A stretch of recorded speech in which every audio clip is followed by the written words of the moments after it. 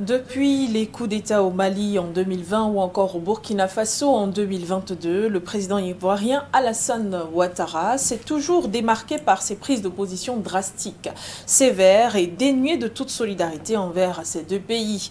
Même son de cloche cette fois-ci avec une note un peu plus poussée lorsqu'on parle du Niger qui traverse la même situation entre promesses d'appui militaire pour une intervention de la CEDEAO à Niamey et soutien total des sanctions contre ce pays.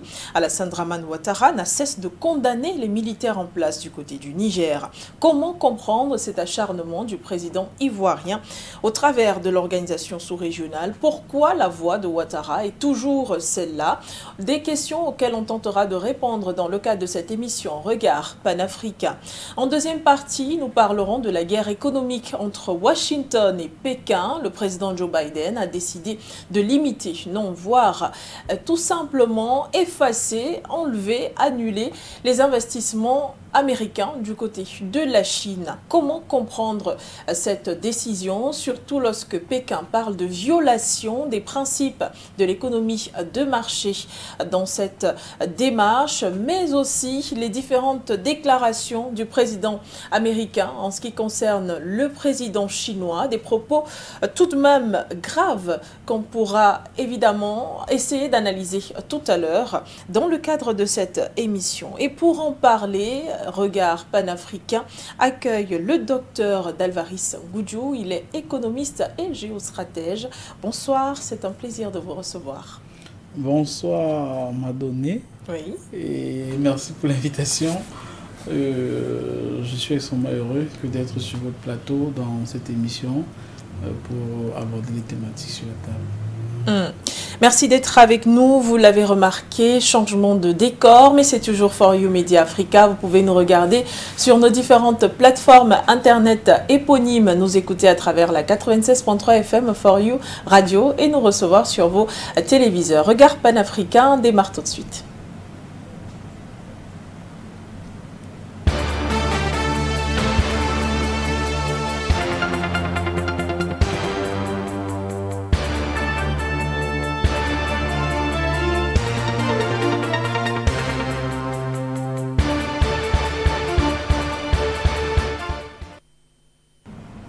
Merci à tous de nous regarder sur nos différentes plateformes For You Media Africa, de nous écouter à travers la radio For You Radio 96.3 FM. Docteur Dalvaris Goudjou, nous soumettons à votre regard panafricain ces différentes thématiques. Comme vous le savez, l'actualité est prisée par la réunion de la CEDEAO, mais avant, depuis le coup d'État au Niger, depuis le 26 juillet dernier, par l'actualité de ce côté justement. Comment comprendre, ou du moins, quel regard jetez-vous déjà sur la situation à Niamey avec l'arrivée de ces différents militaires qui d'ailleurs ont déjà mis sur pied un gouvernement? En fait, de mon point de vue, l'arrivée des militaires au pouvoir à Niamey démontre seulement que beaucoup d'Africains sont dégoûtés par la politique africaine de la France et qu'à tout moment, éventuellement, certaines personnes attendent que le moment opportun. Même pour certains États où nous ne sommes pas encore à ce niveau-là, certains n'attendent que le moment opportun pour pouvoir agir. Pourquoi? Parce que quand vous regardez le général Tiani et pratiquement l'ensemble de son entourage, ce sont des personnes qui travaillent avec Bazoum, mais au-delà, mais qui ont travaillé avec le gouvernement précédent Bazoum. C'est des gens qui sont quand même dans la cadre de la France-Afrique depuis un certain nombre de temps. Oui. Mais comme vous avez écouté, comme beaucoup de gens aussi ont écouté, à un moment, on est dégoûté. Je ne sais pas s'il y a un mot plus dur que cela. Pourquoi? Parce que quand lui-même, il dit qu'à plusieurs reprises, quand il y a eu des moments où on a localisé les djihadistes, ou ceux qu'on appelle les djihadistes, et qu'il fallait intervenir pour les neutraliser, quand on approchait le président disait, Bazoum, bien sûr, que non, il faut qu'il demande d'abord l'autorisation à la France avant d'agir. Et dans beaucoup de cas, comme au Mali, comme partout, dès que la France est au courant qu'on va bombarder, par exemple, le campement des terroristes qui sont dans telle zone, la France informe ces gars qui, généralement, quittent. Mais en dehors de cela, il y a quand même des faits et puis qui sont déroulés à Niamey. Vous vous rappelez, il y a cela à peine quelques mois déjà, c'est l'année dernière, quand il y a eu une caravane de soldats français qui devaient passer par certains villages au Niger et que la population s'est opposée parce que c'est des soldats qui ont sémé le sang partout en Afrique. La population s'était opposée. Et le président Bazoum avait ordonné qu'on tire sur la population. Ce sont des choses qui sont restées quand même au travers de la gorge. Et au-delà, quand même, il faut noter que cette tentative de coup d'État a réussi. Mais avant cela, il y a eu plusieurs tentatives contre Bazoum. Surtout qu'à la base même, son élection n'a pas été acceptée par beaucoup de partis. Beaucoup de personnes estimaient qu'en fait, il n'est que un pion de la France. Mais au-delà, beaucoup estimaient que ce n'était pas un Nigérien, que c'était un Libyen pour certains, un Tchadien pour d'autres. Et maintenant, beaucoup plus pire, de mon point de vue, c'est qu'en fait, on a comme l'impression qu'il y avait une continuité de son prédécesseur. Parce qu'en fait, et dans la récompense, vous savez bien que dans le gouvernement de Bazoum, qui est victime du coup d'État, le ministre, par exemple, du pétrole, c'est le fils de l'ancien président. Donc, c'est comme si c'était un jeu de partage d'intérêts, tout cela pour seulement veiller à développer les intérêts de la France. Et donc, je pense dans un contexte comme celui-là, ce qu'on voit au Niger ne pouvait que avoir lieu. Et au-delà, quand même, ce n'est pas que le Niger. Vous avez fait pas dans vos propos liminaires du Burkina, du Mali, etc. etc. Et nous voyons l'effervescence, même ici au Cameroun, dans beaucoup de pays, on acclame cela comme si on attendait que cela. Cela démontre quand même qu'au sein des populations africaines, on en a marre du comportement. On n'a rien contre la France. On aime beaucoup de Français. Moi, j'ai beaucoup d'amis français. Mais les politiques français, les individus, il faut bien le noter. Parce qu'en réalité, même quand vous parlez de l'uranium au Niger, c'est les multinationales qui appartiennent à des personnes, à des individus qui s'enrichissent. Mais pendant qu'en France, il y a des gens, vous voyez, il y a des populations françaises qui payent le coût de l'énergie. Le coût a plus que triplé. Surtout avec la crise où acheter le gaz en Fédération de Russie devient de plus en plus difficile du fait des sanctions. Bref, pour dire qu'en fait, les politiques français ne profitent pas forcément à toute la population, mais à certains individus, à une certaine classe élite, une certaine classe bourgeoise. Merci, docteur Ngoudjou, pour ce premier jet. Eh bien, on entre là de plein pied directement dans le sujet. Une réunion de la CEDEAO s'est tenue le 10 août dernier. C'était pour revenir sur la situation au Niger après l'expiration de l'ultimatum qui avait été donné par la CEDEAO. À cette réunion, il a été dit que l'activation de la force militaire reste évidemment en attente, mais des sanctions ont été à nouveau martelées contre le Niger. Et une déclaration d'Alassane Dramane Ouattara qui a attiré notre attention, c'est celle qui accuse les pouvoirs nigériens d'être la cause de ces différentes sanctions. Oui, c'est quand même plus répétita. C'est pratiquement le même schéma que nous avons vu, plus ou moins dans le cas du Mali. Et très curieusement, c'était toujours le fameux Alassane Ouattara qui prenait ce type de position. Maintenant, que ce soit les sanctions, vous avez l'impression, je crois que vous avez eu l'information, que le passé, comme on dit généralement chez nous, si vous oubliez d'où vous venez, ce que vous ne savez pas, vous êtes en train de partir. Dans le cas du Mali, il y a eu des sanctions pratiquement similaires, pour ne pas dire identiques. Mais quelques mois plus tard, on a su l'origine de ces sanctions. Les sanctions avaient été rédigées du côté de Paris, avaient seulement été imposées et les chefs d'État de la CEDEAO avaient signé. Certains même ne connaissaient même pas ces sanctions. Ils ont juste découvert, ça avait été publié. Donc pour dire quoi? Pour dire qu'en fait, ces sanctions viennent d'ailleurs, sauf de la CEDEAO. Maintenant, étant donné que le président Ouattara, c'est un des pions, premièrement, il est venu au pouvoir du fait de la France. Ce sont des chars français, ce sont des forces spéciales, les GIGN qui sont allés dans le palais, qui ont enlevé le président Gbagbo et qui ont installé le président Ouattara. Donc, en d'autres termes, il doit beaucoup de choses à la France. Mais il a beaucoup d'ascendance aussi sur le président de la CEDEAO parce qu'on constate à chaque fois justement que c'est toujours la voix d'Alassane Ouattara qui revient, aussi bien pour marteler qu'il faut revenir à l'ordre constitutionnel, qu'il faut sanctionner ou cette fois-ci qu'il faut intervenir militairement. Oui, mais justement parce qu'il joue bien son rôle, premièrement il faut bien comprendre pour établir le paradigme. Regardons d'abord au niveau de, vous savez, le dernier sommet à Saint-Pétersbourg, Russie-Afrique.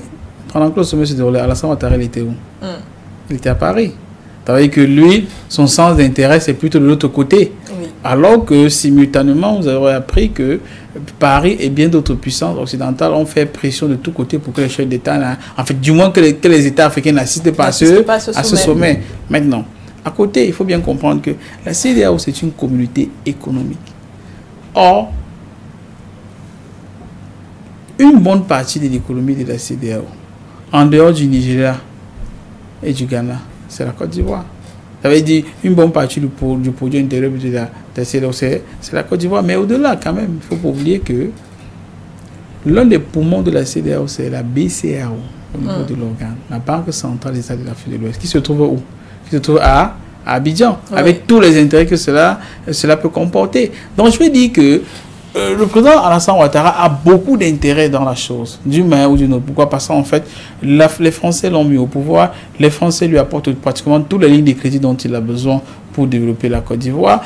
Et en échange, il devrait aussi défendre les intérêts de la France. Français. Juste que, comme il est en train de défendre les intérêts français, il oublie, comme disait le président du Libéria, Georges Weah, que lui aussi, il a fait un coup d'État. Premièrement, il y a un coup d'État militaire. Ensuite, lui a fait un coup d'État constitutionnel. Parce que, de toute façon, ce sont les méthodes qui ne sont pas légales pour arriver au pouvoir. Parce que, logiquement, il ne devait pas se présenter. Mais il a tripatouillé pour pouvoir se représenter. On a laissé. Mais avant cela, ce que les Guillaume Soro et tout le reste ont fait, c'est un coup d'État militaire. Il avait utilisé les armes pour pouvoir arriver au pouvoir. Mais maintenant, étant donné qu'il défend les intérêts qui sont bien structurés et être pro-occidentaux, on soutient cela, mais c'est un pion qui reçoit les instructions. N'oublions pas que c'est le même Alassane Ouattara, et c'est à peine de quelques années, qui disait que lui, il a été gouverneur de la BCAO pendant longtemps. Jamais de sa vie n'avait vu un seul blanc à la BCAO. Jamais de sa vie n'a vu un seul blanc siéger aussi à la BCAO. Mais quand il a fallu lancer l'écho, la monnaie de la CEDEAO, lui, il a commencé, lui-même qui fait les communiqués disant qu'il n'y aura plus de blanc qui va siéger, il n'y aura plus. Alors que des années plus tôt, disait qu'il n'y a jamais eu ce type de blanc. Je veux dire, les choses qui sont si papables, les choses qui sont écrites noir et blanc, les choses qui sont sues au vu de tout le monde, quand quelqu'un veut nier cela parce qu'il veut défendre les intérêts de la France, ça ne peut pas être surprenant. Surtout que nous sommes en train d'assister à quand même une certaine réticence de certains chefs d'État de la CEDEAO. Allons d'abord au niveau du Nigeria, qui est premièrement la puissance africaine même, la première économie, mais dont le président assume la présidence de la CEDEAO. Le président a des difficultés énormes. Parce que le Sénat a clairement dit qu'ils ne peuvent pas accepter. Particulièrement les sénateurs du Nord, parce qu'il faut bien comprendre que le Nigeria, c'est un État fédéral et il y a 7 États du Nord du Nigeria, que ce soit le Kogi State, que ce soit Benue State, etc., qui sont en frontière avec le Niger. Le Niger et le Nigérien, Niger Area, l'air du Niger, ne tire son nom que du fleuve Niger, qui m'est arrivé à être à Kogi là. Donc il les sépare. Et en réalité, ce sont des peuples qui sont nomades, ce sont des peuples qui sont de deux côtés de la frontière. Dans un contexte comme celui-là, le Nigeria est déjà avec un bras un peu cassé. Maintenant, de l'autre côté, en dehors du Nigeria, qui peut mobiliser beaucoup d'hommes, qui peut vraiment parler, c'est beaucoup plus la Côte d'Ivoire, notamment le président Ouattara. Parce que même Macky Sall qui parle, il a des difficultés énorme sur le plan sécuritaire, surtout à l'intérieur du pays, avec la crise politique qu'il provoque avec M. Sonko. Je veux dire, dans un contexte comme celui-ci, nous ne devons pas être surpris parce qu'Alassane Ouattara défend les intérêts de la France. Il ne s'en cache pas d'un. Mais au-delà, il ne voudrait pas que dans son pays, on dit chez nous que qui est tué par l'épée paiera par l'épée. Et quelque part, je pense qu'il a peur que cette épidémie de coup d'État puisse aussi arriver en Côte d'Ivoire. C'est pourquoi il est contraint de pouvoir frapper du poing sur la table pour pouvoir neutraliser le coup d'État ou le régime actuel à Niamey. On rappelle que il y a plusieurs mois déjà, sous la présidence de M. Embalo, le général Embalo, on avait déjà mis sur pied la création d'une force anti-push. On ne sait pas si c'est la continuité de cette force-là qui veut se déployer, mais n'est-ce pas un peu ahurissant, docteur Ngudjou, pour la Côte d'Ivoire de vouloir déployer 1500 homme du côté du Niger, quand on sait que le Niger a souvent été en proie au terrorisme et a certainement eu besoin à un moment d'un coup de main, surtout que le président Mohamed Bazoum a souvent un peu jeté l'opprobre sur son armée. Justement, là vous faites très bien de soulever cet aspect-là. Parce que le Niger, il faut bien comprendre que même dans l'actualité directe, ce qui fait, la goutte d'eau qui fait traverser le verre, c'est parce que il y a des djihadistes, malgré les Français qui sont dans le pays, 1500 hommes, malgré les Américains qui sont dans le pays, près de 1600 hommes avec les drones. Les Allemands aussi. Oui, les Allemands et tout le reste. Bref, oui. Le contingent qui est quitté du Mali. Malgré cela, les djihadistes continuent de frapper pratiquement de partout. Les populations ne peuvent plus aller héberger. Les mamans ne peuvent plus cultiver. Les enfants ne peuvent plus aller à l'école. Mais dans un contexte comme celui-là, on se demande, mais à quoi nous servent ces personnes dans le pays? Et, au-delà, le Niger est quand même membre d'une communauté, notamment la CEDEAO. Et à plusieurs reprises, elle a eu besoin que les nations qui sont bien garnies en matériel militaire puissent lui tendre la main. Notamment la Côte d'Ivoire, comme vous citez, le Nigeria, le Sénégal, oui. etc., etc. Mais aucun de ces pays n'a accepté d'envoyer même 2 hommes pour pouvoir faire face à la menace djihadiste. Mais maintenant, quand il faut aller massacrer le peuple nigérien, ils sont prêts, ils sont en train d'affûter leurs armes. Ils sont en train d'affûter leurs armes et dans un contexte d'autant plus ahurissant parce que quelques jours après le coup d'État, les responsables français ont pris les dispositions pour expatrier ou pour exfiltrer l'ensemble de la population française qui était au Niger. Après avoir exfiltré ces Français qui étaient là-bas, ils ont exfiltré les Occidentaux, notamment les Européens qui étaient là-bas. Remarquez bien que c'est après avoir exfiltré tout cela, donc sécuriser les Occidentaux, qui donnent le feu vert maintenant aux Africains de venir. Pire. Le pire, c'est que la plupart de ces pays, parce que dans la sous-région CEDEAO, c'est quelque chose qui est positif pour leur bilan. Il y a une relative libre circulation des biens et des personnes qui est assez marquée sur le continent. Effectivement. Ça veut dire que les populations se déplacent vraiment. En d'autres termes, il y a de nombreux ressortissants nigérians, je ne sais pas quoi, ghanéens, français, ivoiriens, sénégalais, bien d'autres qui travaillent au Niger. Mais aucun de ces chefs d'État n'a pris les dispositions pour faire un point aérien pour au moins retirer ces ressortissants, leur sauver la vie avant de lancer l'assaut. Pourquoi? Ils ont attendu, les Français ont retiré les leurs. Comme la population ne représente rien à leurs yeux, ils peuvent les massacrer. Comme ils veulent, pire même. Dans le cas d'espèce du Nigeria, vous savez, dans les mines d'uranium, ancien Arriva, au Niger, en dehors des expatriés qui travaillent, notamment les Français, la plupart des travailleurs, ce sont des ingénieurs qui sont nigérians. En d'autres termes, le Nigeria gagnerait à pacifier beaucoup plus la situation. Pire, c'est qu'au nord, vous savez, le Niger se situe au nord du Nigeria. Et dans cette terre-là, que ce soit au nord-est, le nord-est du Nigeria, qui est le sud-est du Niger, vous savez, ça a été un grand foyer de Boko Haram, qui a pratiquement massacré, détruit des villes, des villages là-bas. Et une bonne partie des populations ont traversé en tant que réfugiés pour aller au Niger. À l'heure actuelle, les Nations Unies dénombrent au moins 200 000 Nigérians qui sont réfugiés, fuyant Boko Haram, qui sont réfugiés au Niger. Et qui y sont depuis de nombreuses années. Le Nigeria ne se soucie pas de cela. Donc tout ce qu'ils veulent faire, c'est de massacrer la population pour montrer, à mon avis, qu'ils défendent beaucoup les intérêts du colon. Mais maintenant, je crois qu'il y a des promesses, j'ai appris hier qu'il y a des promesses qui ont été faites, qu'ils auront des lignes de crédit, de financement, je ne sais pas quoi. Mais comme quelqu'un avait dit, en politique, celui qui croit à des promesses, on le regarde tout seul. Parce que dans le cas d'espèce, il y a eu des cas. Vous vous rappelez, à l'époque du colonel Kadhafi, l'un des premiers, Kadhafi avait beaucoup fait d'investissements pour le Sénégal. Mais l'un des premiers leaders africains à commencer, des leaders francophones, a commencé à insulter Kadhafi, c'était le président Ouad, qui appelait Kadhafi un dictateur. Tout cela sous l'impulsion de la France. Il disait le dictateur, le chien, je ne sais pas quoi, etc., etc. Parce qu'on lui avait fait la promesse que son fils Karim devait être président. Mais après, est-ce que le colon a respecté la promesse? Non.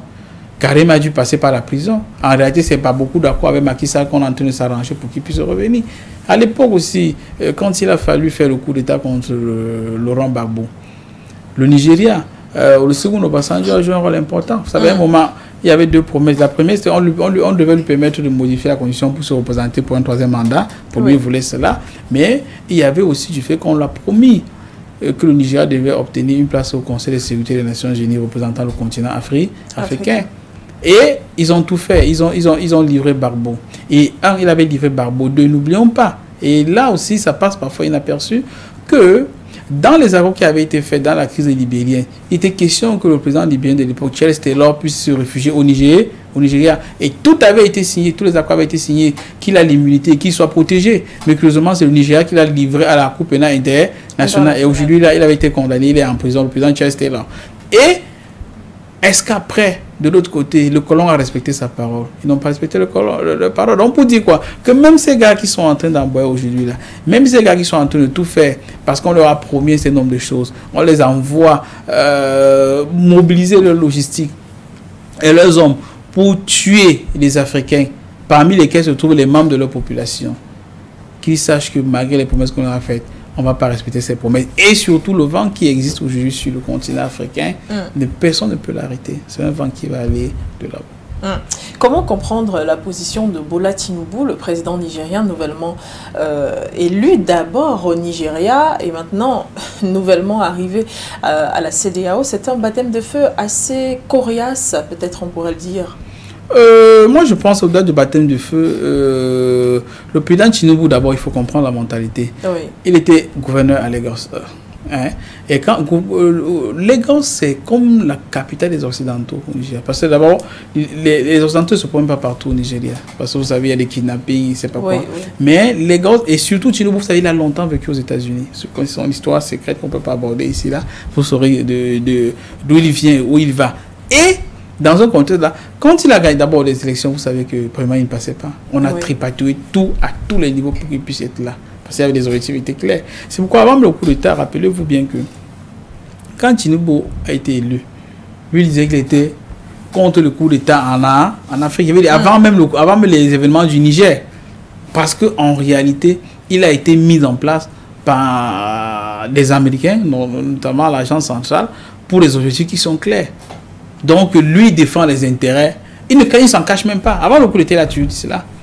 C'est pourquoi, rappelez-vous, quand il prend le pouvoir, l'une de ses premières décisions, c'est celle qui fait la plus mal, qui est en train de détruire l'économie du Nigeria aujourd'hui, pour faire plaisir à la Banque mondiale, des subventions. Oui. Des subventions qui étaient depuis les années 70, qui permettent au Nigeria d'être compétitif, qui permettent au Nigeria de procéder. Je me rappelle à l'époque où j'étais là-bas, le litre du super, c'était l'équivalent de 50 francs. Aujourd'hui, c'est 700. C'est plus dans le carburant et plus cher au Nigeria qu'ici au Cameroun.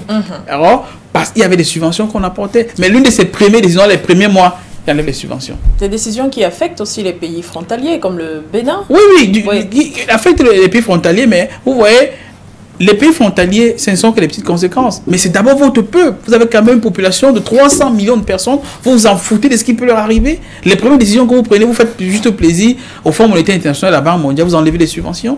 Et c'est ce que ces institutions de Bretton Woods veulent imposer au Cameroun. Vous savez, même le renchérissement du prix du carburant à la pompe, en réalité, c'est pour suivre les institutions du FMI à la Banque mondiale qui incitent les États sur le continent africain à enlever ces subventions. Et quand on enlève les subventions, à votre avis, on fait des économies. Mais qu'est-ce qu'on fait de ces économies? Parce qu'il y a le service de la dette qu'il faut payer. Il faut payer les intérêts à ces nations-là. Ils ont besoin qu'on fasse des économies pour leur remettre leur argent. Donc, en fait, quand quelqu'un vient au pouvoir, un élément comme les subventions, qui existe depuis pratiquement 50 ans, sinon plus, et qui a un impact considérable sur la vie de la population, alors que le Nigeria, par Dangote, vient de construire l'une des plus grands centrales de raffinage de pétrole en Afrique et dans le monde. Mais même par là, ils s'entêtent à enlever les subventions, d'augmenter tout ça pour faire plaisir à quelqu'un de l'autre côté. Ça devrait nous permettre de comprendre les intérêts de qui il peut défendre. Ça peut nous permettre et même au-delà, dans la sous-région, Tinubu a travaillé déjà pendant de nombreuses années. Il y a eu de nombreux coups d'État au Nigeria, mais on n'a jamais entendu sa bouche. On l'appelait le faiseur de roi. Ça veut dire que quand quelqu'un peut être faiseur de roi, ça veut dire qu'il participe à des tripatouillages pour que toi tu sois élu. C'est pour qu'il disait que ça c'est mon tour maintenant. Parce qu'il a passé le temps longtemps à très bien positionner les autres. Et ça on peut dire que ça c'est une voie démocratique. Donc moi je pense pour ma part que c'est pas une question de baptême de feu. C'est quelqu'un qui est dans la politique depuis tout le monde sait que c'est pas son âge, depuis de nombreuses années. Et il a un objectif qui était clair. Et je pense qu'on va avoir beaucoup de difficultés avec ce type de personnes. On va juste essayer de travailler, mais ça ne va pas être facile. On se souvient quand même qu'après cette annonce de l'intervention militaire du côté du Niger, le Burkina Faso, le Mali, l'Algérie, le Tchad ou encore la Libye ont fait des sorties pour rappeler que tous ces pays-là n'étaient pas d'accord. Mais on a vu le Mali et le Burkina Faso surtout se démener quand même pour apporter un certain soutien. Eh bien, il y a ce rapprochement qui pourrait peut-être être fait, vous me le direz, docteur Ngudjou, entre le Niger, le Burkina Faso, le Mali, la Guinée. Est-ce qu'on peut dire que c'est le Niger qu'on attendait justement pour mettre en place cette ligne-là? Premièrement, c'est une bonne nouvelle.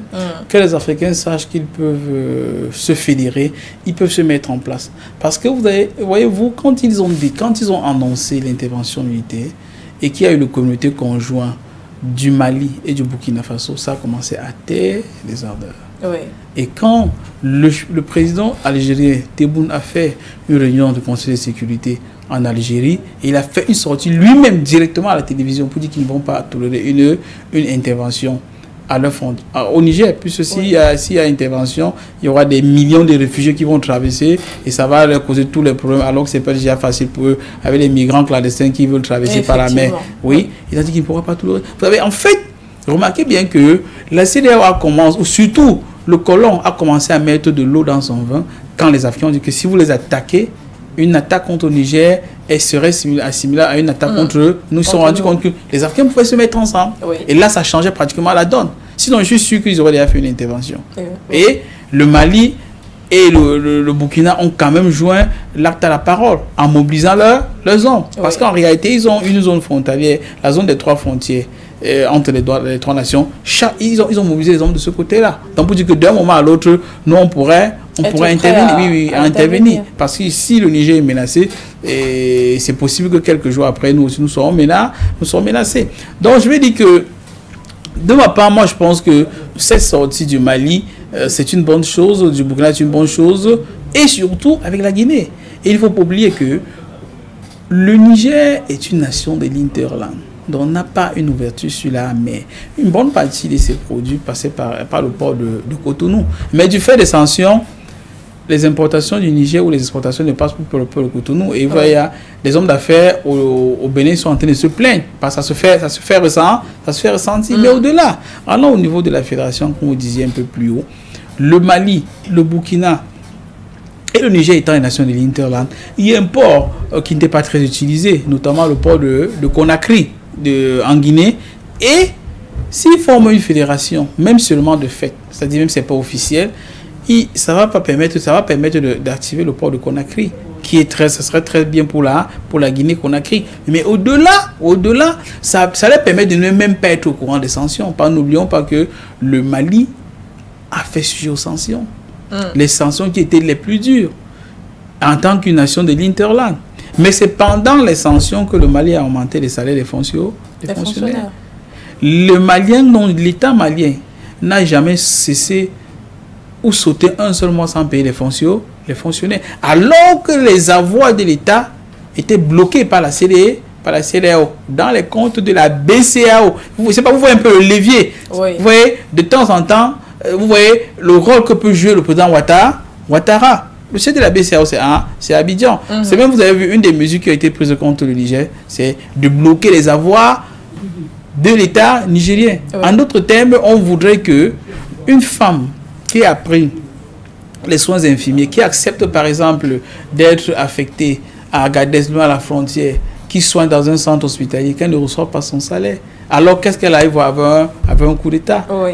Qu'un enseignant qui accepte d'aller enseigner à Tamara 7, loin au bout de la frontière, ne reçoit pas son salaire, alors passer un coup d'État. Pourquoi? Parce que malgré la volonté des autorités à Niamey de vouloir le payer, les avoirs sont bloqués par la BCE, par la BCEAO. Il faut toujours comprendre. Oui. C'est quoi, en fait, la Côte d'Ivoire joue un rôle qui est ça. qui est central. Ça permet un peu de répondre un peu à vos préoccupations, un peu au-dessus. Mais, comme vous disiez, le Niger est là, c'est une bonne chose. Mais je pense que ça serait un peu comme, dans le futur, moi je pense que ce serait un peu comme les BRICS. Ça veut dire, au fur et à mesure, on a besoin que d'autres États suivent ce type de voie. Parce qu'en réalité, c'est la voie que veut le peuple africain. Et le président Traoré était à Saint-Pétersbourg devant le président Poutine. Il a été clair. Il a dit que la nouvelle génération me charge de vous dire, ceci parlant de ces aînés chefs d'État qui étaient là, qu'il y a une certaine manière que les Africains voient. Les Africains ne se voient plus en train de mendier les repas, en train de s'agenouiller, en train de vivre dans une situation de dépense totale. Non, les Africains aujourd'hui veulent se prendre en main. Et je pense que c'est le message qui est en train d'être passé en Afrique de l'Ouest. Ah oui. Merci, docteur Ngudjou. Peut-être pour terminer, alors face à cette attitude d'Alassane Dramane Ouattara, dont vous avez décrit tout à l'heure, totalement au centre de tout ce qui peut bien se passer, autant les sanctions, les décisions assez froide contre le Niger, quelle peut être la meilleure réaction du peuple nigérien ou encore du gouvernement nigérien? On se souvient quand même qu'au Mali et au Burkina Faso, on a eu un soutien total du peuple envers les autorités burkinabées et maliennes. On peut espérer cela du côté du Niger? C'est d'ailleurs tout notre souhait. C'est tout notre souhait. Parce qu'il faut bien comprendre que dans tous ces mouvements qui ont réussi, c'est parce qu'il y avait une certaine symbiose entre la population et les autorités. Et l'autre jour, au stade à Niamey, on a quand même remarqué qu'il y avait des milliers, plus de 30 000 personnes qui étaient réunies au stade pour soutenir les autorités. Et dans un contexte comme celui-ci, nous pensons que c'est une bonne chose. Et nous espérons que tout le peuple nigérien doit être derrière les leaders. Pourquoi? Parce que sans population, on ne peut rien faire. On ne peut rien faire. Remarquez même, dans les rues directement à Niamey, c'est la population qui mettait la sécurité, qui essayait de diriger la circulation pour voir s'il y a quelque chose de suspect. C'est très très important. Ça montre que la population est en train de prendre la conscience. Et comme dans beaucoup de cas sur le continent africain, on a parfois utilisé des Noirs pour détruire les Noirs. Vous avez pu remarquer qu'il y a un certain ex-rebelle, curieusement, qui sort de nulle part, réveillé au désert, pour dire qu'il va venir, c'est pas quoi, lutter contre les militaires.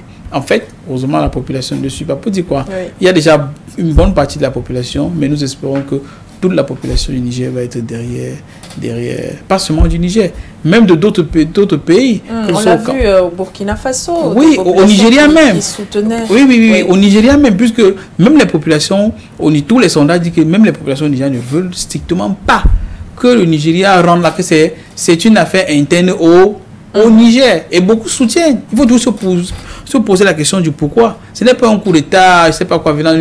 Qu'est-ce que ces gens veulent? Qu'est-ce qu'on reproche à ces autorités? Qu'est-ce qu'on reproche aux Français? Il faut essayer de soigner le mal, d'essayer juste de calmer la douleur. On rappelle que ce coup d'État arrive quelque temps après que la France ait commencé à mettre sur pied son processus pour ses 1500 hommes sur le territoire nigérien, et qu'auparavant, la France parlait du Niger comme son point de test en Afrique pour ramener des militaires français et puis en tout cas une force française après avoir été chassés du Mali, du Burkina Faso et même de la République centrafricaine par exemple.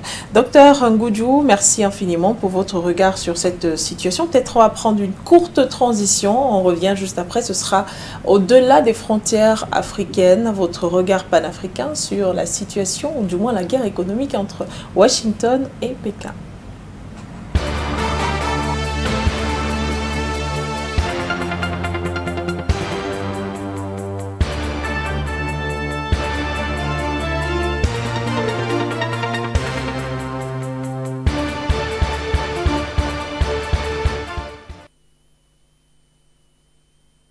Des propos comme bombe à retardement ou encore pays problématique. Ce sont des expressions qui ont été utilisées par le président américain Joe Biden en parlant de la Chine. Pourquoi celui-ci qualifie la Chine de bombe à retardement? Il justifie cela par une économie assez faible et une main-d'œuvre assez vieillissante. Comprenez-vous ces propos, Dr Ngudjou, quand on a l'impression que les États-Unis dépendent de l'économie chinoise?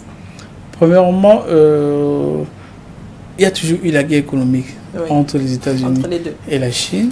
Juste qu'aujourd'hui, la guerre prend des proportions énormes et énormissimes. Pourquoi? Parce que les Américains se sentent acculés. Vous voyez, de plus en plus des nations de par le monde entier sont en train de mettre des mécanismes en place pour ne plus dépendre du dollar. Avec les BRICS, avec tout ce que vous connaissez, les accords qui avaient été signés entre les Chinois, par exemple, avec les Russes, et ils importent du gaz russe sans passer par le dollar. Donc, ils font le yuan et du rouble. Et bien d'autres choses.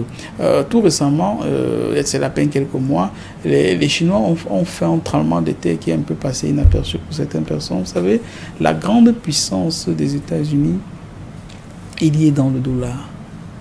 Et dans les accords qu'avaient fait les Américains avec la famille régnante saoudienne, l'Arabie saoudienne étant la première puissance exportatrice de brut de par le monde entier, avait signé les accords avec les Américains pour ne demander que le dollar pour l'achat ou la vente de leur pétrole, d'où la naissance du pétrole, des pétrodollars. Et la plupart des nations de par le monde entier important le pétrole d'Arabie Saoudite étaient contraintes d'aller chez les Américains chercher les devises pour venir acheter le pétrole. Ce qui fait que les Américains n'imprimaient que du simple papier et ça leur permettait d'être une très grande puissance. Il y a de cela à peine quelques mois, c'était l'année dernière, les Chinois ont renégocié avec les Saoudiens. Ils ont dit, nous prenons votre pétrole, mais de dorénavant, nous n'allons plus payer en dollars, nous allons payer le yuan. Les Chinois ont fait ce qu'on appelle le pétro-yuan. Et cela a participé à ce que beaucoup de nations de par le monde entier commencent à se séparer du dollar, etc., etc. Je n'ai pas besoin de revenir sur la petite fleur, la belle fleur de la situation, c'est que pendant longtemps, l'Arabie Saoudite a eu beaucoup d'argent. L'Arabie Saoudite a investi, acheté beaucoup de matériel militaire des Américains. Mais ils se sont rendus compte dans la guerre contre le Yémen que le matériel qu'on leur vendait n'était pas aussi performant que cela. Parce qu'avec des petits drones, les Yéménites permettaient d'atteindre les raffineries d'Aramco, la compagnie saoudienne de pétrole. Et dans une situation comme celle-là, les Saoudiens se rendent compte qu'ils sont fait fouer. Les systèmes anti-patriotes ne parvenaient pas à intercepter les simples drones. Ils se sont rendus compte qu'ils sont laissés fouer par les Américains pendant longtemps. Maintenant, le roi Ben Salman, lui, il est en train de vouloir marquer son passage en Arabie Saoudite parce qu'il est le prince héritier. Et là, il veut construire une grande ville, une nouvelle ville, qui devrait en principe déplacer Dubaï. Juste que pour pouvoir construire une nouvelle ville, c'est très important pour lui qu'il puisse avoir une certaine paix. Et la paix, c'est avec la grande puissance rivale de la zone qui est la République islamique d'Iran. Or, depuis pratiquement des décennies qu'ils travaillent avec les Américains, ils ont comme impression que les Américains ont toujours attisé une certaine rivalité entre l'Iran et l'Arabie Saoudite, ce qui fait qu'ils n'ont pas de développement. En d'autres termes, quel que soit le chantier que les Saoudiens peuvent lancer, quand ils n'ont pas la paix avec l'Iran, l'Iran va activer ses réseaux, que ce soit le Hezbollah, que ce soit au Yémen, que ce soit partout, pour perturber cela. La vie ne pourra pas être pacifique. Or, pour pouvoir participer à un développement digne de l'Arabie Saoudite, c'était important qu'ils puissent avoir un traité de paix avec l'Iran. Or, les Américains n'ont jamais voulu cela. Les Américains ont tous aimé la pagaille entre ces deux nations. L'autre étant le chantre du schisme musulman, l'autre étant du sunnisme musulman. Qui parvient à réussir cela? C'est la République populaire de Chine, qui a pris les frères ennemis iraniens et saoudiens de dire vous avez intérêt à faire la paix, car il y a quelqu'un qui sème la pagaille entre vous. Si vous faites la paix, chacun va bien construire son pays. Mais si tant que vous allez continuer à vous détruire entre vous, personne ne peut se développer. L'argent que vous consacrez, que vous devez consacrer à votre développement, vous serez contraint d'acheter des armes pour faire la guerre tous les jours. Et les Saoudiens écoutaient cela. Les Iraniens écoutaient cela. Et c'est comme ça qu'on a vu le rapprochement diplomatique en début d'année. Exact. Or, cela n'a pas beaucoup plu à Washington. Et ce sont des éléments qui montrent que les Américains, c'est au-delà de la guerre économique. Nous savons que l'un des grands soutiens de la Fédération de Russie dans sa guerre avec l'Ukraine, c'est la Chine. Parce que la Chine n'applique pas les sanctions. Et la Chine est, en fait, vous voyez... le contour de la Russie. Exact. Pire, c'est que les Européens ont toujours besoin du gaz. Mais comme ils ont fait des sanctions contre les Russes, ils ne peuvent pas faire autrement que d'acheter aux Chinois qui achètent aux Russes moins cher, qui mettent leur marge et qui les revendent un peu plus cher aux Européens. Dans un contexte comme celui-là, cela donne une certaine puissance à la Chine. Et les Américains ne supportent pas cela. Donc je veux dire, il y a tellement de sujets sur lesquels les Américains voient les Chinois comme une grande rivalité. Rien que cette année, la Chine a exporté des véhicules, l'année dernière, la Chine a exporté des véhicules plus que l'Allemagne. L'année 2023, c'est qui est en train. La première puissance exportatrice de véhicules de par le monde entier, ce sont les Japonais, avec la marque Toyota, Nissan et tout ce que nous connaissons. Ouais. Mais pour 2023, les chiffres montrent déjà que les Chinois vont dépasser les Japonais. Donc, ils vont être le premier pays exportateur de véhicules dans le monde entier. Ça fait peur aux Américains. Et pour cela, il faut tout prendre. Il faut prendre toutes les dispositions pour pouvoir casser les Chinois, qui sont une puissance très très montante. Puisqu'en fait, au-delà, vous parlez de guerre économique, mais c'est au-delà d'une guerre économique. Peut-être plus loin, on va revenir sur les aspects de Hong Kong ou de Taïwan. C'est pratiquement une guerre ouverte. C'est pratiquement une guerre ouverte. Rien que la semaine dernière, ou alors, il y a cela quelques semaines, les Américains ont patrouillé avec leur flotte, la flotte du Pacifique, jusque dans la mer de Chine. La mer de Chine, les Chinois disent que c'est leur mer intérieure, parce que c'est entre Taïwan et la Chine continentale. Les Américains disent que non, c'est une mer internationale. La semaine, il y a maximum une semaine, les Chinois et les Russes ont organisé une patrouille, c'est la plus grande depuis des années, dans les frontières des États-Unis. Oui, avec deux flottes. Ce qui montre que nous sommes au-delà de la guerre économique, nous sommes dans une guerre réelle. Nous ne sommes pas très loin, d'une guerre réelle. Et les éléments que j'ai cités un peu plus haut peuvent être des variables explicatifs. Eh bien, cette guerre, comme vous le dites, elle va un peu plus loin, parce qu'après, on a l'impression qu'il s'agit aussi pour les États-Unis, pas seulement, et puis le bloc occidental, d'atteindre la Russie, qui reste aussi le plus grand rival sur le plan géopolitique, économique et tout ce qui va avec. Alors, on essaye de passer par la Chine pour exacerber les rapports avec la Russie, forcément? Oui, on peut aussi. Et on peut dans la mesure où, vous savez, la Chine a une frontière avec la Russie. Ça fait que, quel que soit ce que vous faites, ça veut dire, quand les gars, ils ont dit qu'ils ne vont plus utiliser Nord Stream. Quand ils ont détruit Nord Stream, qu'est-ce que les Chinois et les Russes ont fait? Ils ont lancé l'une des plus grandes pipelines gazoducs du monde, Force de Sibérie. C'est-à-dire qu'il va passer, ça va passer même dans le Huishuan, où il y a les Ouïghours classés à utiliser généralement pour faire pression sur la Chine, disant que les Chinois les emprisonnent, qui va passer et qui va alimenter la Chine en gaz. Je veux dire, donc les Chinois et les Russes ont des frontières tellement, quand vous regardez par exemple, vous voyez beaucoup de vous savez, il y a des Chinois, beaucoup de Russes qui ont un faciès comme Chinois, parce qu'ils sont à la frontière. Quand vous voyez le nom de Shoigu, c'est le nom de la Sibérie, qui sont très proches de la frontière de la frontière de Chine. Donc ils ont beaucoup d'intérêt. On peut utiliser la Chine justement pour faire pression sur la Russie, parce que jusqu'à présent, quand vous rentrez dans les supermarchés à Moscou et partout à Vladivostok, c'est comme si le pays n'était pas en guerre, parce qu'on est approvisionné. On est approvisionné. Pourquoi? Parce que tout vient de la Chine. Quand vous voyez par exemple les entreprises européennes qui étaient installées, par exemple que ce soit françaises, je veux dire Peugeot, la chaîne de montage Peugeot qui a été faite des véhicules, ils sont partis avec tout. Mais la ville de Moscou a repris l'usine et ils font des voitures Moscou. Les voitures Moscou, ils font avec l'assistance des Chinois. Et on a comme l'impression que les Européens n'étaient même pas partis. En d'autres termes, là c'est un exemple parmi tant d'autres. Je n'ai pas besoin de revenir sur beaucoup de produits. Rien qu'au niveau des semi-conducteurs. C'est même là le pan le plus important de la guerre entre les Américains, la guerre économique entre les Américains et les Chinois. Les Américains, l'essentiel des semi-conducteurs vient des États-Unis pour toute la technologie qu'on utilise. Or, les Russes aussi ont besoin de ces puces-là, avec des supercalculateurs. C'est ça qu'on utilise en réalité quand vous voyez que ce soit les missiles hypersoniques, que ce soit les missiles Iskander, avec la haute précision là. On utilise ces puces dans l'intérieur avec les semi-conducteurs. Une bonne partie vient de Chine. Or, les Américains disent qu'ils ne vont plus vendre les semi-conducteurs aux Chinois. Parce qu'ils se disent que quelque part, les Chinois en vendent aux Russes. Et ils disent qu'ils peuvent faire pression, ils peuvent atteindre la Russie en faisant pression sur les Chinois. Mais quelque part, ça va être très difficile. Pourquoi? Parce qu'en fait, que ce soit les semi-conducteurs, que ce soit dans d'autres domaines, les produits, les intrants que l'on utilise pour faire les semi-conducteurs, en grande majorité, ce sont les terres rares.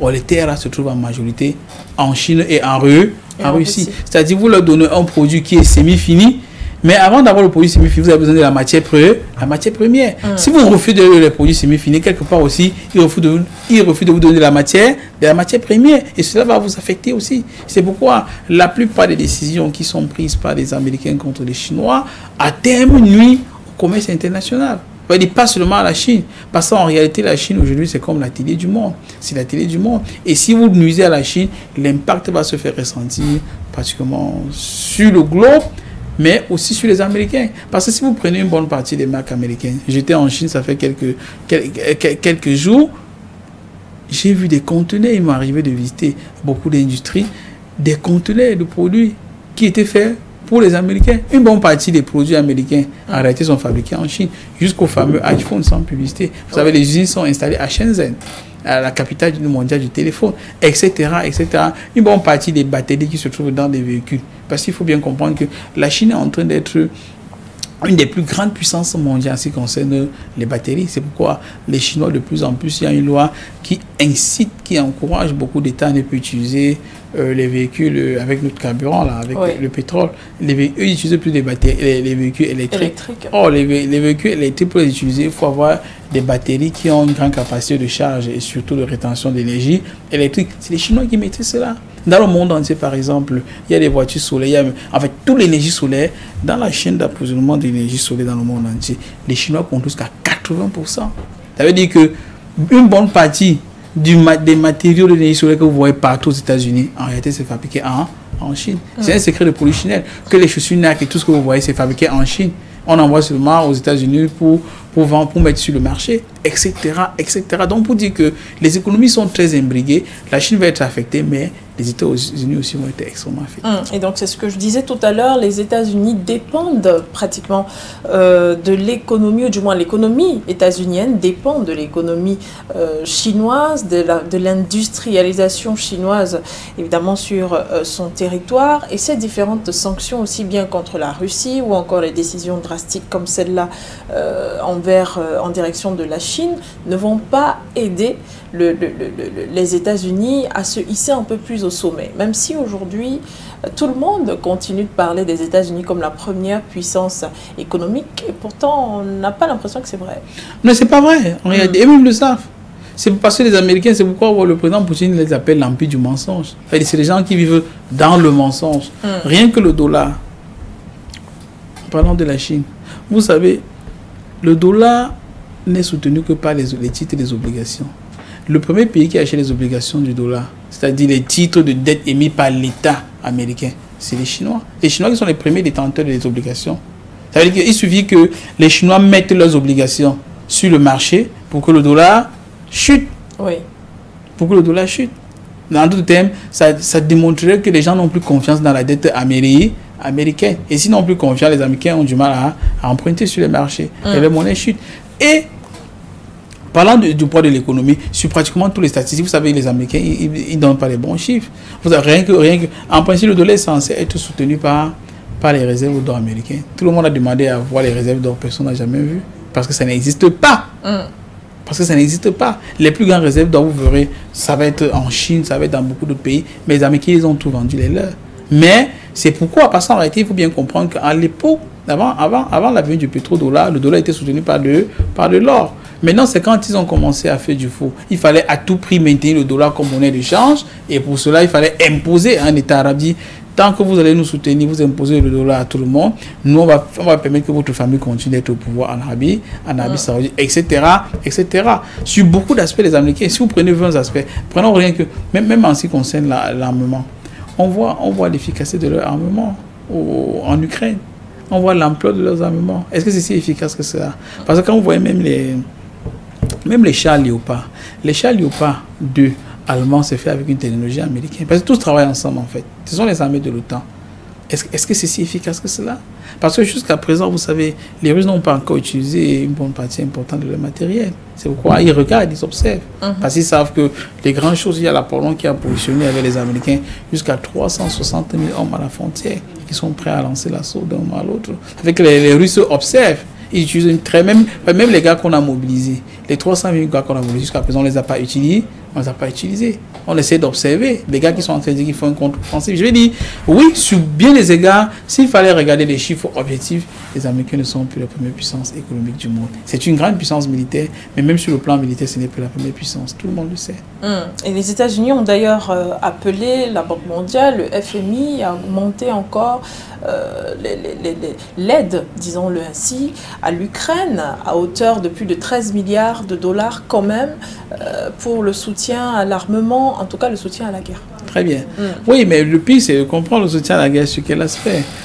À la guerre sur la sur. En fait, la plupart d'entre eux, ce sont les lignes de crédit. On ne donne pas l'argent aux Ukrainiens. On dit, vous avez une ligne de crédit de tel montant, sur tel compte. Vous pouvez acheter tel matériel. Et remarquez bien que pratiquement jusqu'à 98% du matériel qui va acheter sur les 13 milliards sont le matériel américain. Ça veut dire qu'en fait, les Américains prennent l'argent à la Banque mondiale, gardent dans leur poche, disent que ce sont les Ukrainiens qui ont pris et leur donnent le matériel militaire en échange.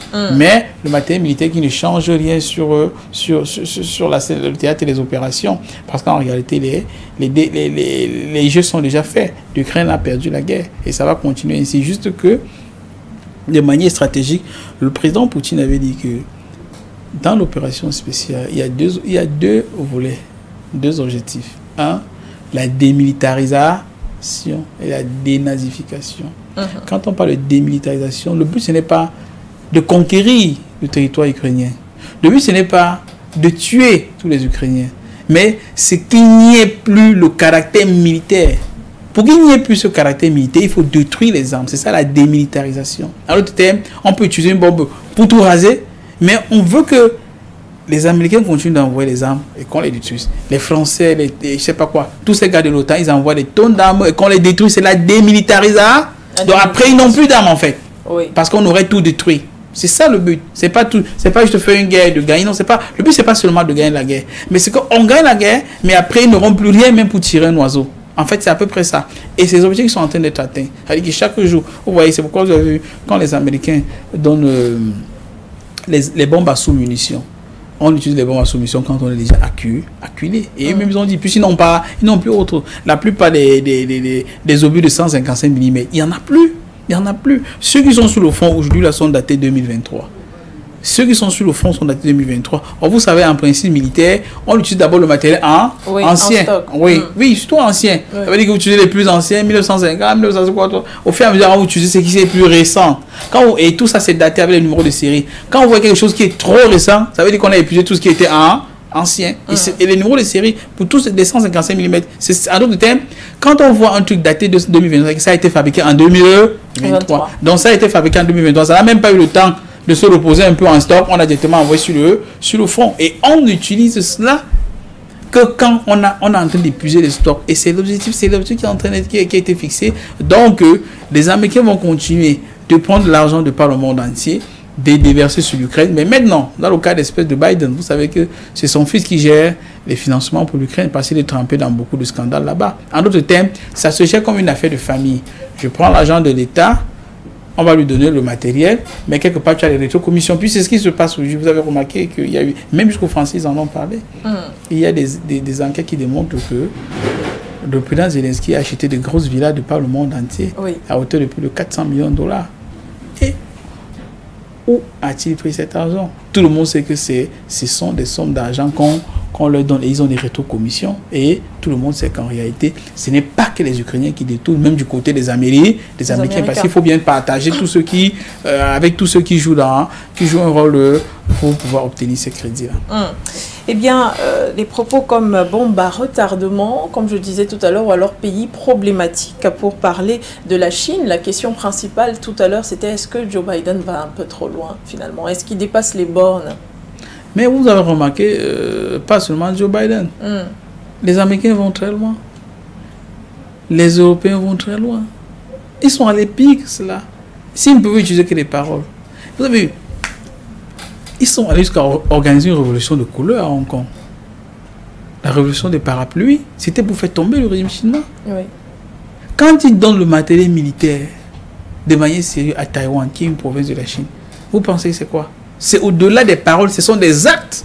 Ce sont des actes de guerre, en fait. Ce sont des actes de guerre. qu'une nation, ou alors qu'une nation comme la Chine perd Hong Kong, en Afrique, en Asie du Sud-Est, Hong Kong, c'est la première place financière. C'est-à-dire beaucoup de financement là passe par Hong Kong, quel que soit ce que vous voulez. Quand vous enlevez Hong Kong à la Chine aura des difficultés énormes. Les Américains ont essayé de le faire. Ils ont fait, vous avez des gars défiler dans la rue avec le drapeau anglais, avec le drapeau américain. Ça veut dire ce que ça veut dire, etc., etc. Taipei, ils ont positionné les hommes. Les Chinois, même actuellement, sont toujours en alerte permanente. L'armée chinoise en alerte disant que s'ils ne parviennent pas, si Taipei ne rejoint pas la mère patrie par la paix, ils envisagent la solution militaire. Et ce sont les raisons qui ont poussé quand le président Xi Jinping arrive au pouvoir. Ce sont les raisons, entre autres, parce que les défis sont énormes. Pourquoi lui change la condition chinoise après une réunion avec le Parti communiste chinois. Il change la condition pour enlever la limitation de mandat. Il se présentait. Vous avez remarqué que depuis la dernière fois quand j'étais là-bas, ils sont en train de changer déjà. Le ministre des Affaires étrangères a été changé. Il n'a même pas fait un an que Xi Jinping l'a nommé. Il a été changé. Le ministre, oui, il y a même le chef d'état-major des forces de fusée en général, il a été changé. Il y a beaucoup de responsables qui sont en train d'enlever là. Et vous croyez-moi, on n'enlève pas les responsables dans un pays comme la Chine quand on n'a pas des challenges ou des grands défis qui se présentent à l'horizon. Et la plupart de ces gens, je crois qu'il y a un professeur d'université qui avait été enlevé tout récemment aussi, parce qu'on a l'impression qu'il a transmis des secrets militaires aux Américains à l'étranger. Et dans un contexte comme celui-là, on peut dire, ça risque de se tromper, que les Américains, les paroles même de Biden sont douces. Si vous avez quelqu'un qui ne peut que vous insulter sans vous toucher, il n'y a pas de problème. Quand il commence à venir aux mains, c'est pourquoi je dis, fais tout sans me toucher. Oui, tu peux garder ta distance, fais tout ce que tu veux, mais ne mets pas la main sur moi. La Chine, les Américains sont allés jusqu'à mettre la main sur la Chine. Il y a des financements, beaucoup d'argent. Beaucoup de ces enfants aujourd'hui, beaucoup sont immigrés en Angleterre. Je veux dire, on les a expliqués pour l'Angleterre. Ils étaient en train de vouloir faire tomber le régime chinois. Donc je veux dire que au-delà, vous savez quand même qu'il se dit que la mémoire de Biden n'est pas de très bonne qualité. Il y a des termes qu'il utilise parfois. Vous vous rappelez, même celle-ci là,